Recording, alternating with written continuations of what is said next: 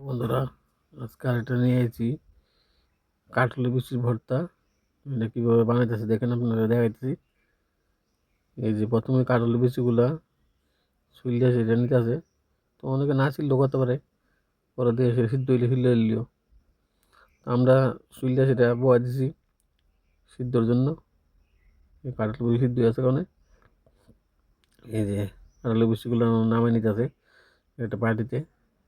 একটু ঠান্ডা করে সেটা এগুলো বাটন লাগে, পাটাতে বাটন যা বা গ্র্যান্ড মেশিনে দিয়ে সেটা করুন যায়। তো আমরা গ্র্যান্ড মেশিনে দিয়ে করলে শর্টকাট। এই দেখে মশলা দিয়ে দিয়েছে, লবণ, পেঁয়াজ, মরিচ, যা যা ধরনের। তো কাঁঠালের বীজগুলো দিয়ে দিয়েছে